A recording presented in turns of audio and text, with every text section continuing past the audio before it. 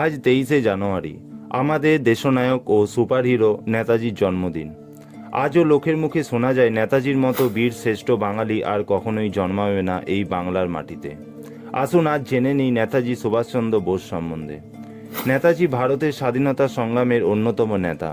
1897 সালের 23শে জানুয়ারি উড়িষ্যার কটক শহরে তিনি জন্মগ্রহণ করেন। তার পিতার নাম জানকীনাথ বসু এবং মাতা প্রভাবতী দেবী। তিনি ছোটবেলা থেকেই খুবই মেধাবী ও প্রতিভাবান ছিলেন। অতি শৈশবকাল থেকেই তিনি মানব সেবায় নিয়োজিত হন।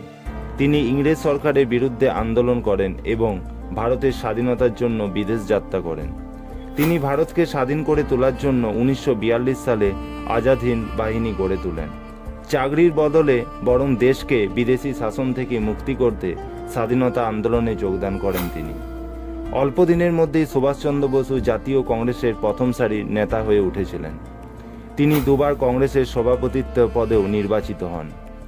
ইংরেজ সরকার তাকে বাড়িতে নজরবন্দি করে রেখেছিলেন, তবে ঠিক সময় ছদ্মবেশ ধরে পালিয়ে যান তিনি।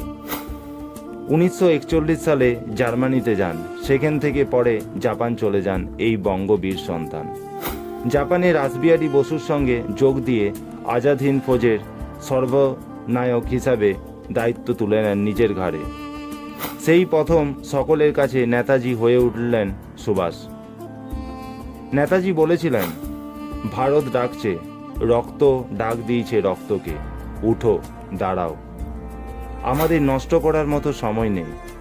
তোমরা আমাকে রক্ত দাও, আমি তোমাদের স্বাধীনতা দেব। তার এই বিখ্যাত স্লোগানগুলি আজও ধ্বনিত হয়। 2021 সালে ভারতের প্রধানমন্ত্রী নরেন্দ্র মোদী তার জন্মবার্ষিকীকে জাতীয় পরাক্রম দিবস হিসেবে ঘোষণা করেন। পশ্চিমবঙ্গ রাজ্য সরকারের পক্ষ থেকে কলকাতার রেড রোডে নেতাজি মূর্তির সামনে বিশেষ কুচকাওয়াজ ও সাংস্কৃতিক অনুষ্ঠান হয়।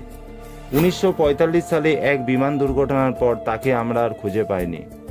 তাই আমরা বিশ্বাস করি উনি আমাদের মধ্যে আজও জীবিত আছেন। নেতাজি অমর রয়ে। গোটা টিমের পক্ষ থেকে আজ ওনার জন্মদিন উপলক্ষে ওনাকে সশ্রদ্ধ প্রণাম জানাই। তার বাণী যেন আমরা জীবন দিয়ে সফল করে তুলতে পারি। জয় হিন্দ। এভরিডে ইন্সপিরেশনের ইউটিউব চ্যানেলের সাথে যুক্ত থাকুন, অজানা তথ্য জানুন এবং আমাদের জানান। আপনাদের অনুপ্রেরণা আমাদের পথ চলার শক্তি।